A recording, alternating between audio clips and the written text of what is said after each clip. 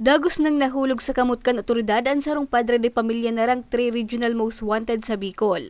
Alas 11:05 ninaga kan nakalihis na Martes, Desyembre 10 kan arestaron ang sospechado sa residensya kaini sa barangay Tinago, Ligao City. Binisto ang sospek sa alias na Dado, 49 anyos na tindero nin sira. Sigun kay Police Lieutenant Colonel Herminio Olivares, ang acting chief of police kan Ligao City Police Station, ipigreklamo ang sospek huli sa pandulugos kaini sa iyang minor de edad na aki na pauro-utro kaining nakomiter. Bago lang po ito na kaso, kaya atin po agad itong sinundan at hinuli kasi baka mamaya makawala pa po at tumakas kasi nga po ito po ay non-bailable na kaso. So hindi po ito magkakaroon ng bail kasi nga po 11 counts of rape, masyado pong mataas para magkaroon siya ng bail. Kaya nang atin lumabas po yung order na ito ng warrant, atin na po agad na hinanap ang suspect at sa butihang palad naman po sa tulong ng ating mga constituents ay atin po agad na huli itong suspect po na ito.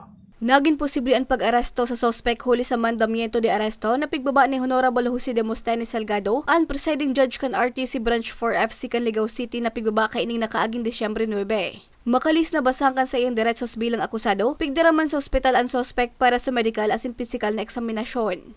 Ay nananawagan sa ating mga kababayan, hindi lamang po sa Ligao City, kundi sa lahat po ng nakakakinig.